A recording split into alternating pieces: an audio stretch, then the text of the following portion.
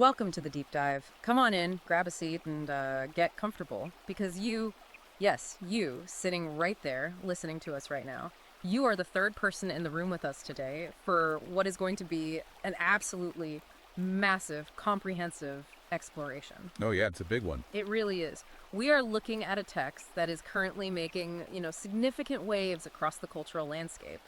Today, our mission is to unpack a highly controversial, intensely provocative new ebook. It's titled Bulletproof Frame, Ending Her Subconscious Tests, Feminist Brainwashing, and Double Binds by Conrad Riker. That's the one.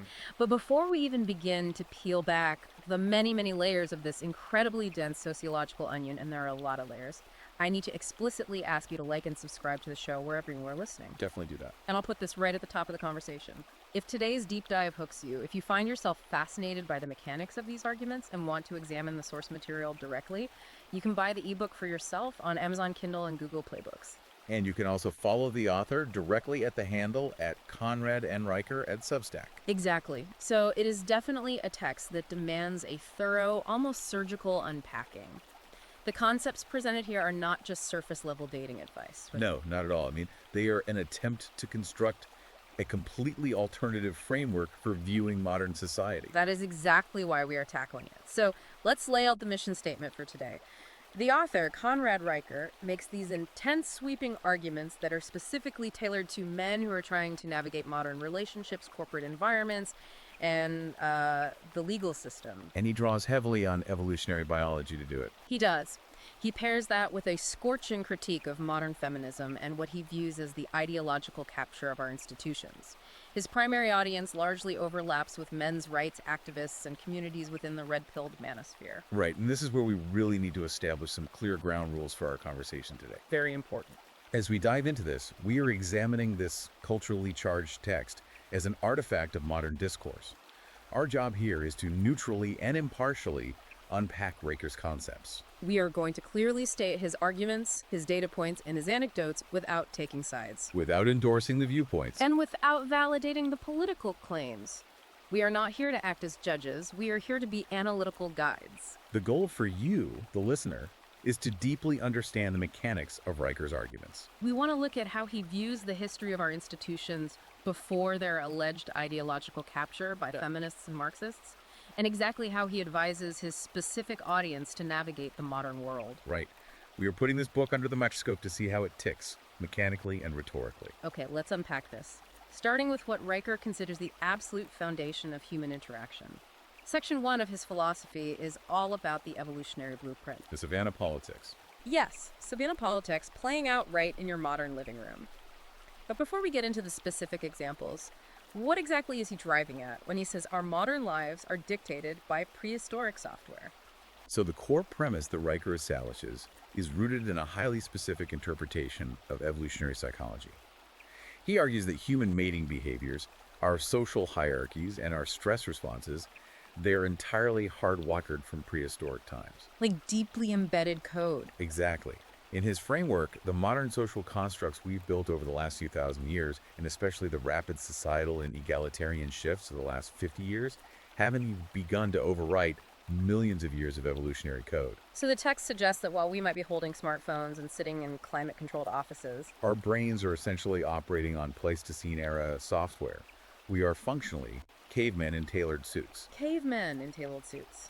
To illustrate this, Riker leans on a very specific analogy. He takes the reader to Tanzania to look at the Hadza hunter-gatherers. This is a really vivid scene, he says.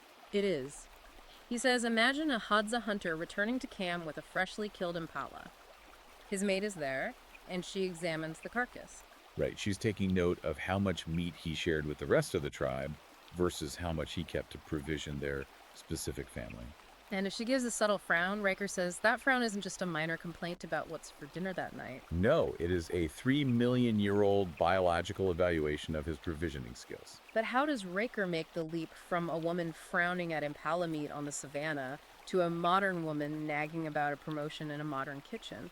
Does he back that up with data, or is it purely theoretical? He attempts to bridge that gap by connecting the ancient savannah to the modern day using a 2023 University of Chicago study. Okay, what does this study say? According to Riker's citation of this study, 82% of modern women admitted to criticizing their partner's career progress or ambition. Which sounds like a fairly standard modern argument. Right, but the fascinating disconnect he highlights from the data is that 91% of those very same women denied that they were consciously judging their partner's overall mate potential. They thought they were just having a normal modern argument about finances or schedules. Exactly.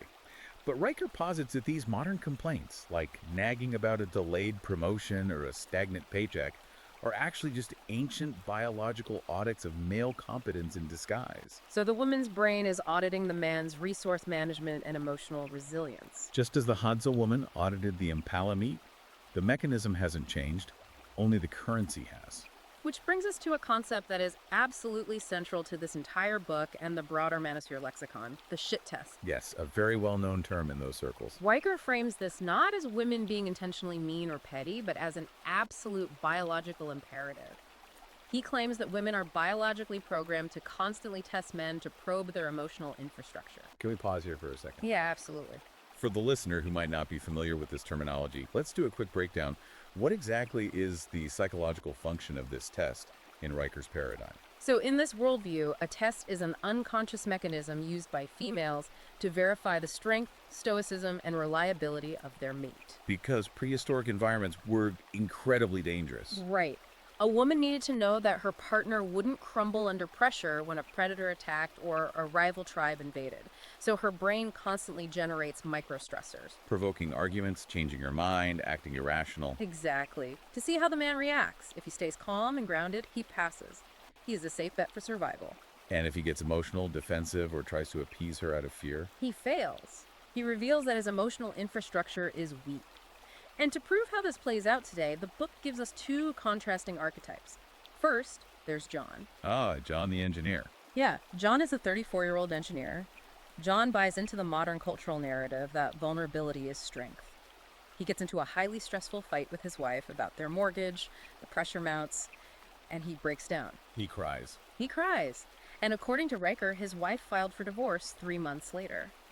Now, correlation isn't always causation, but Riker draws a direct, unforgiving line between that moment of vulnerability and the end of the marriage. Right, and the contrast he provides to John is the fictional character Don Draper from the television show Mad Men. The ultimate stoic. Now, Riker acknowledges Draper as a fictional creation, but he argues the character's unshakable stoic poise in the face of chaos reflect the deep biological reality of what women actually respond to on a primal level. He brings in some research there, right? He does. The text cites research from the Journal of Social Psychology showing that relationships where men pass 4 out of 5 of these subconscious tests, meaning they maintain their composure, rather than matching the woman's emotional volatility, last over 3 times longer than relationships where men crumble and show weakness. 3 times longer. So under this logic, when your girlfriend rolls her eyes because you mention you want to spend Saturday playing video games, Riker is saying that's not just petty disdain for your hobby. No, it's much deeper. That is her primal brain assessing whether you would prioritize hunting mammoths over sitting lazily around the fire. Exactly. If we connect this to the bigger picture of Riker's philosophy, we have to look at the why. Why do these tests persist in an era of grocery stores and police forces? Right. Riker believes fundamentally that, despite modern feminist rhetoric to the contrary, women do not want a pure equal. Biologically, they want a leader. And if a man fails the test by showing vulnerability, crying, or apologizing simply to keep the peace and avoid conflict. Riker claims that man is instantly demoted in the woman's primal brain to servant status. He becomes a dependent rather than a protector, and her sexual attraction flatlines. And this framework flips the entire modern cultural script completely on its head. Riker spends a lot of time discussing toxic masculinity. The traits that contemporary society currently labels as harmful. Exactly like stoicism, aggression, unilateral decision-making, and dominance. He argues these are not flaws to be corrected. In his worldview, these are the exact survival traits that women privately crave and biologically reward. He actually suggests that modern feminists face a hilarious contradiction. Because they publicly rail against toxic masculinity, but then secretly desire the men who exhibit it. Which leads directly into his critique of how modern institutions handle these traits.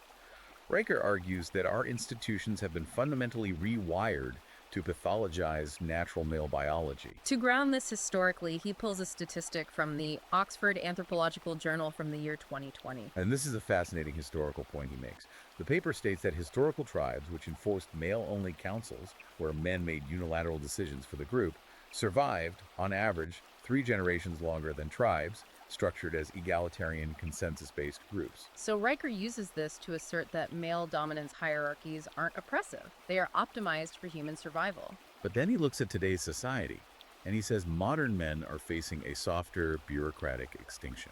Bureaucratic extinction. That's a heavy phrase. He points to Title IX tribunals on college campuses, arguing that they now treat natural male leadership or assertiveness as a microaggression. Or he looks at divorce courts that penalize male stoicism, labeling a man who doesn't cry as guilty of emotional neglect. He tells the reader point blank, if your corporate boss calls you overbearing for making a unilateral decision on a project, congratulations. Your ancestors built irrigation systems and conquered continents with that exact same instinct. It's a sweeping indictment of how he believes society has essentially criminalized biological imperatives.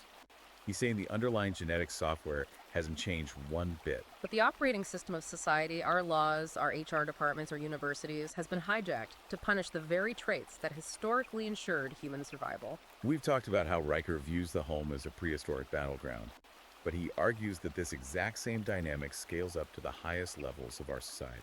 This moves us into what he calls the matrix of modernity, his overarching theory of institutional capture and what he dubs the victim industrial complex. Let's talk about what he sees as a massive legal shakedown. He tells the story of Mike, a Texas firefighter. This is a guy who charges into burning buildings for a living, right? The ultimate traditional masculine archetype. But Mike found himself completely financially incinerated by the family court system. Riker uses the story of Mike to illustrate a truly terrifying landscape for his readers. And it's important to analyze why these specific narratives resonate so powerfully with the manosphere. Because Mike was a regular guy. He had 0 criminal record. He was a civil servant. Yet, during a contentious divorce, he was hit with a restraining order, lost custody of his children, and lost hundreds of thousands of dollars in assets. And why? Because his ex-wife claimed that a single slammed door during an argument was proof of violent tendencies. The detail that makes this anecdote so potent is that Riker notes Mike actually had a hidden voice recorder. Right. The voice recorder that proved her claims of violence were fabricated lies. But the family court judge ignored the audio entirely. Ignored it completely. And Mike isn't an isolated incident in this book. Riker brings up Brian, a man who spent 6 months in a county jail cell over fabricated text messages his ex-girlfriend sent to herself to simulate harassment. 6 months in jail. Over fake texts. And Riker points out there was 0 legal or financial accountability for his ex when the truth came out. He uses these stories to argue that the justice system no longer operates on the foundational principle of due process, but rather on a system of gendered punishment. To explain the mechanics of how we arrived at this point, Riker points to the ideological capture of these institutions by feminist and Marxist frameworks. He specifically targets the legal theories of Catherine MacKinnon. For listeners who might not be deep into feminist legal theory from the late 20th century, MacKinnon was a highly influential legal scholar who championed a doctrine of equality as acceptance. In mainstream legal circles, this doctrine was about recognizing that women's differences shouldn't be penalized in a male-dominated society. But Riker translates this doctrine very differently for his audience. He argues that this theory, in practical application, essentially means punishing modern men to correct historical imbalances. To Riker, when feminist legal scholars say equality, their operational definition is actually retribution. And it's not just the courtrooms, it's corporate America too. He calls this phenomenon corporate beta baiting. He claims that HR departments actively weaponize evolutionary guilt against men to keep them docile. Listen to the story of James at Delta Airlines. The kale salad incident. Yes, James made a passing joke in the break room about hating kale salads, and he was fired for microaggressions and creating a hostile environment. But in the exact same corporate environment, his female coworker called him a testosterone swamp to his face. Which is a direct hostile attack on his biology and gender. And she kept her job without a single warning. Riker uses cases like James's to assert that corporations preach inclusivity and tolerance while secretly operating a rigged, 2-tiered rulebook. He cites his own analysis of 30 Fortune 500 companies, claiming that their HR departments dismiss formal male complaints 70% more often than female ones. The psychological function of this argument for his readers is to validate their feelings of workplace alienation. Riker argues that corporations pathologize natural male ambition and humor as toxic, exploiting men's innate desire to comply and provide. Effectively turning them into docile, easily manageable worker drones who are terrified of stepping out of line. Then there is what Riker calls the grievance industrial complex. This is his argument regarding the weaponization of the past to destroy modern male standing. He brings up the case of Professor Carl Henderson. Professor Henderson was abruptly fired from his tenured university position over a tweet he made a full decade earlier, back in 2012. A 10-year-old tweet. Yeah, where he joked that his sociology students argue like my ex-wife. The university openly admitted the tweet didn't violate any faculty policies at the time it was posted, but they fired him anyway because the joke was deemed harmful by today's evolving standards. Riker equates this retroactive punishment to ideological time travel. He compares it directly to the Salem witch trials, which is a very deliberate rhetorical choice. Because he argues that neither phenomenon was about actual justice or protecting the innocent. Salem wasn't about finding literal witchcraft. It was a mechanism for silencing social dissenters and consolidating power. Similarly, Riker suggests that drudging up decade-old tweets or ancient relationship arguments isn't about accountability or safety. It's a mechanism for labeling any form of male assertiveness or irreverence as danger, thereby demanding absolute compliance to a new ideological order. The data points Riker uses to build the architecture of this matrix are intense. He states that 72% of temporary restraining orders are rubber-stamped by judges without any empirical evidence presented. Which he calls the legal equivalent of, she said, so you're dead. And he cites statistics showing that family courts award women primary custody in 86% of contested cases. He weaves these statistics together to make a highly controversial point about the current cultural mantra. While mainstream activists push the slogan, believe all women as a necessary corrective for historical silencing, Riker argues that the actual operational reality of the legal system has mutated into destroy all men. He claims the system willingly trades the bedrock of due process for the cheap currency of virtue signaling, creating a landscape where male dignity, liberty, and financial stability are simply considered acceptable collateral damage in the pursuit of ideological goals. It's a deeply cynical, almost dystopian view of modern society. Yeah. But the book doesn't just point out these alleged traps and leave the reader in despair. It pivots into providing very tactical, aggressive advice for his readers on how to survive them, which brings us to section 3 of the text, psychological warfare. Here, he teaches his readers how to navigate gaslighting, dismantle word salad, and avoid what he calls the empathy trap. Let's start with the mechanics of gaslighting. What's fascinating here is how Riker attempts to quantify this behavior. He claims that 60% of women engage in what he terms conflict editing. Conflict editing. This is the practice of retroactively altering the details of past events during an argument to cast themselves as the innocent victim and the man as the aggressor.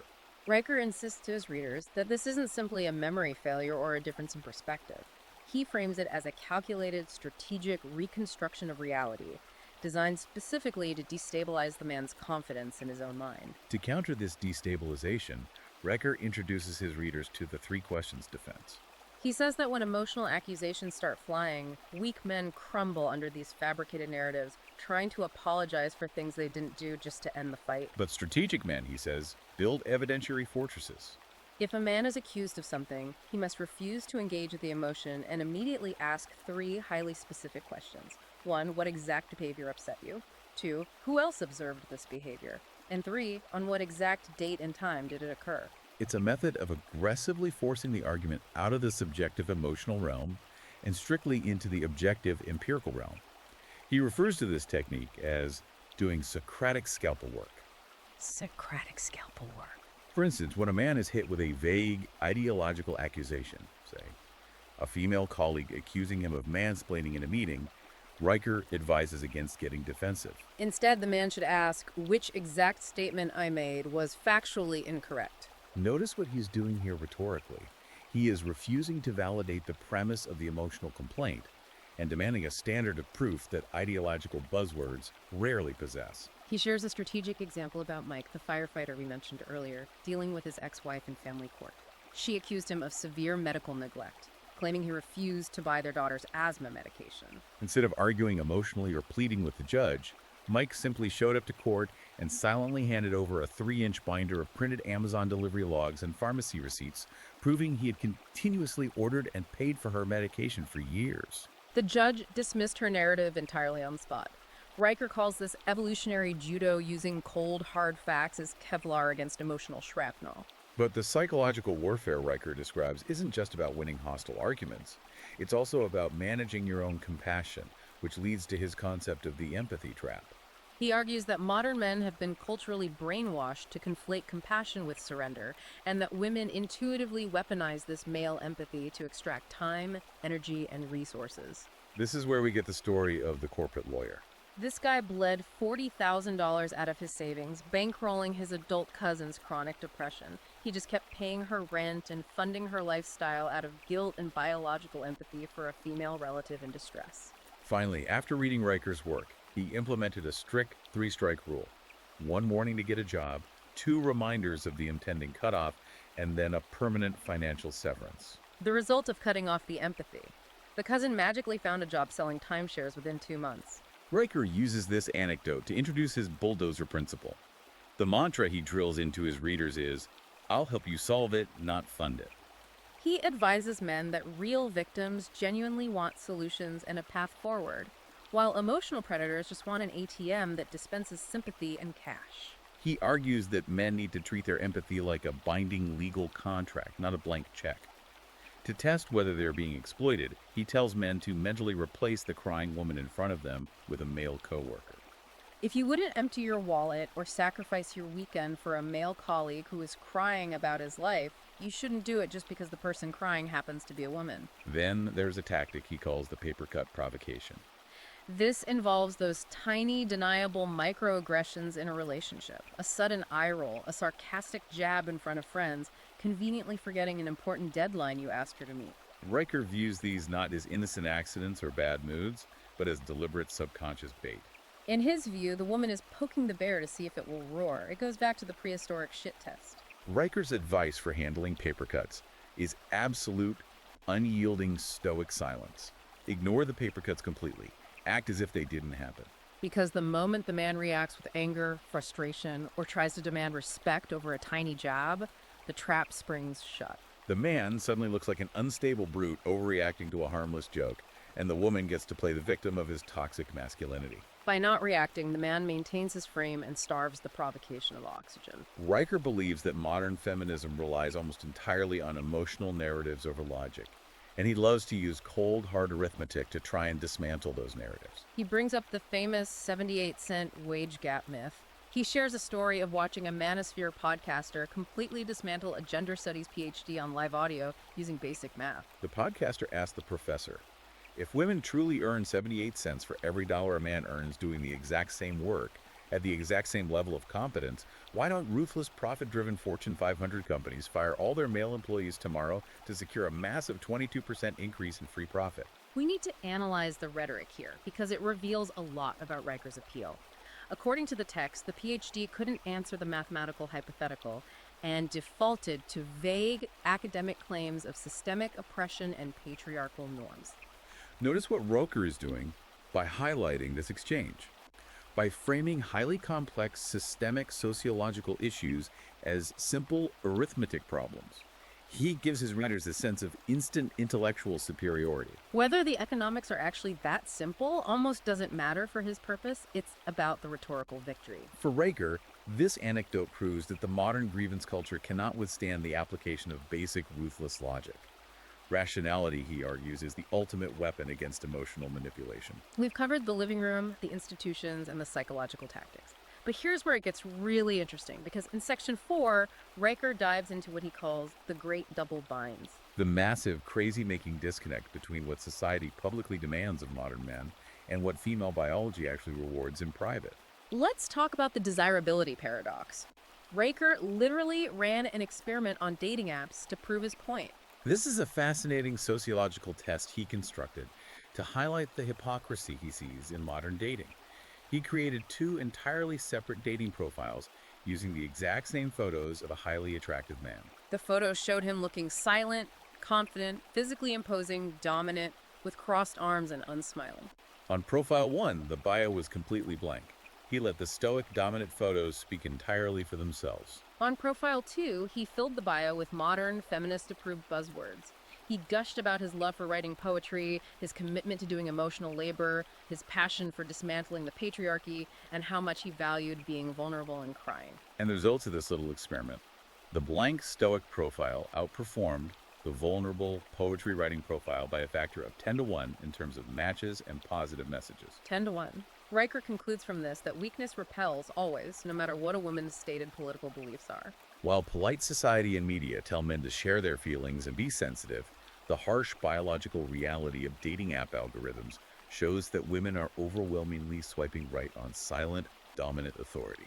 Which brings us to another major double bind he identifies, the beta bait and the trap of chore charts. Modern egalitarianism preaches that sharing housework equally, splitting everything 50-50, is the key to a happy, progressive relationship. But Riker pushes back against this narrative by citing a 2023 Stanford study of 2,000 marriages that found the exact opposite. According to his reading of the data, men who outright refuse to participate in equitable chore charts and maintain traditional roles reported a 30% higher marital satisfaction rate, as did their wives. Riker tells his readers that traditional roles aren't a form of oppression. They are evolutionary handshakes that both sexes deeply understand. Women biologically reward providers, protectors, and conquerors, not dishwashing interns. To drive this home, he tells the story of Greg. Greg's progressive girlfriend demanded that he download a period tracking app on his phone so he could share the emotional labor of anticipating her hormonal cycle. Greg laughed, joked that tracking uterine activity wasn't in his contract as a boyfriend, and deleted the app.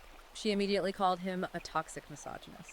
But Riker argues Greg did the absolute right thing by refusing to become her hormonal butler. Giving in to absurd therapeutic demands stamps you as a subservient beta in her primal cortex.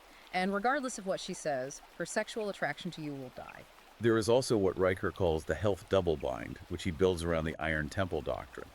He observes a profound cognitive dissonance in how modern society treats male physical fitness and discipline. Riker notes that evolution wired women to crave mates who could physically outrun saber-toothed tigers or fight off rival tribes, which requires immense physical discipline and testosterone. But modern culture, he argues, pathologizes that exact discipline as vanity or toxic bro culture. He shares a story of a firefighter friend of his who spent 3 hours a day at the gym sculpting an incredible elite physique. His girlfriend constantly shamed him for it in public, calling him obsessive and complaining that he skipped drinking with her friends just to train. But at the exact same time she was criticizing him, she was constantly posting thirst traps of his abs on her Instagram with the caption, "Hi, why, man." Riker points out the intense hypocrisy here. Women mock weightlifters as insecure meatheads on TikTok while praising the soft, non-threatening dad bod. But in blind scent tests, women biologically rate the sweat of high testosterone, physically fit men as vastly more dominant and attractive. Society shames the intense discipline required to build the survivalist body that women secretly crave. This craving for the survivalist connects deeply to what Riker calls the danger allure, or the danger trust matrix. We need to spend a minute here because this is perhaps one of Riker's most controversial and complex sociological claims. He argues that women are biologically drawn to the presence of controlled danger and a man's capacity for violence, even as they publicly claim to want total safety, pacifism, and sensitive men. To explain this tension, listen to the story of Carlos Rivera, an amateur MMA fighter. Carlos was out at a bar with his girlfriend when a drunken, aggressive stranger approached them and took a swing at her. Carlos didn't throw a wild punch. He used his martial arts training to professionally grapple and restrain the guy on the ground, completely de-escalating the situation without throwing a strike. The police arrived, saw a muscular man holding someone down, and arrested Carlos anyway. His gym surveillance footage eventually saved him from jail, but Riker points out what he calls the Samson trap here.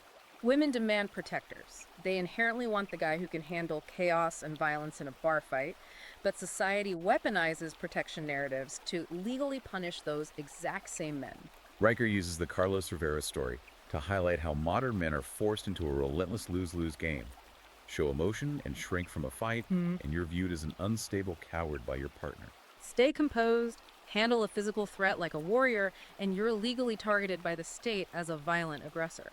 He points out the deep irony of modern activists framing male physical dominance and emotional control as a societal flaw, while simultaneously the most popular genres of female entertainment, true crime podcasts, romance novels about mafia bosses, and stories of trauma bonding, are entirely centered around dangerous men. They want the monster, Riker says, because the monster can protect them from other monsters. They just want the monster to be on a leaf that they hold. And even if a man avoids the legal traps and achieves pure success and reliability, he hits what Riker calls the reliability and creativity shakedowns. Riker tells us about Jason, a software engineer who landed a massive promotion at a major tech company, doubling his salary overnight. To celebrate his new status as a top-tier provider, he bought his fiancée a $12,000 Hermes handbag. Her reaction: she didn't thank him, she returned it 3 weeks later, demanded they take a modest camping trip instead, and accused Jason of changing and prioritizing money over their relationship because he was working 80-hour weeks to maintain his new position. Riker explains this bizarre reaction through the lens of two evolutionary concepts, hypergamy and mate guarding. Wait, let's pause here. For the listener who isn't deep into evolutionary biology or manosphere terminology, what exactly is hypergamy? The term comes from the prefix hyper, meaning above, and gamy, meaning marriage. It refers to the evolutionary imperative of females seeking to mate with males of higher socioeconomic status or dominance than themselves. So as Jason's income and status skyrocketed, it triggered a deep biological alarm in his fiancée's brain.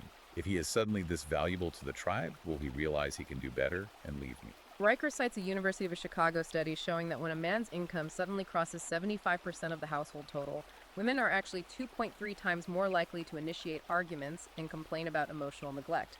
Hypergamy doesn't actually want peace and comfort, Riker says. It wants anxiety. The woman creates chaos to keep the high-value man off balance and focused on her. It's the exact same dynamic with male creativity.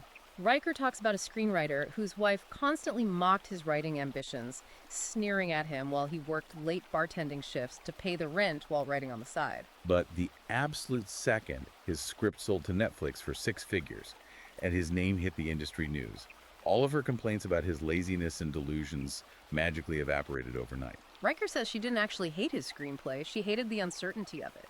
According to the text, women demand the absolute security and predictable paycheck of a corporate clerk, but they want the social prestige and excitement of a rock star. They punish the man relentlessly during the risky, uncertain building phase, and then seamlessly claim credit and demand the rewards at the finish line. So, having meticulously mapped out this incredibly hostile terrain of double binds, legal traps, HR minefields, and evolutionary shit tests, Riker dedicates the final massive section of his book to the antidote. He calls this process forging a bulletproof frame. This is his ultimate survival guide for the modern man, starting with what he calls Stoic Resistance 101. But before we detail the tactics, we should define what frame actually means in this context, because it's the title of the book. In psychological terms within this community, frame is your subjective reality. It is your unshakable belief in your own boundaries, your own worth, and your own perspective. Whoever has the stronger frame dictates the reality of the relationship. And Riker is very practical about how to build this. He introduces a concept called ambush journaling. He says traditional therapy journaling, where you sit around writing about your sad feelings and processing your trauma, is absolute garbage that makes men weaker.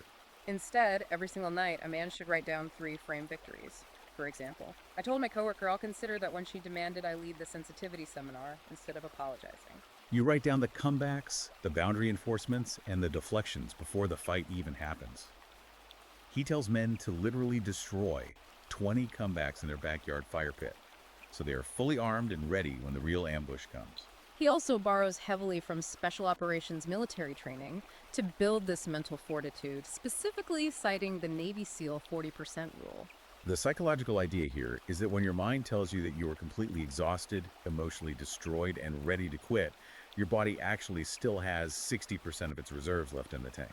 Riker advises men to apply this exact neuroscience to custody hearings, HR tribunals, and exhausting relationship arguments. When a man feels emotionally drained by false accusations or relentless nagging, he needs to remember he has 60% left, tap into that hidden grit, stop complaining, and hit back with spreadsheets, evidence, and stoic silence. And Riker doesn't want men to suppress their natural anger. He wants them to weaponize it. He calls this the 5-minute rule. When a woman pokes the bear, texts a sarcastic jab, or tries to bait a man into a useless emotional argument, the man should absolutely not text back or argue.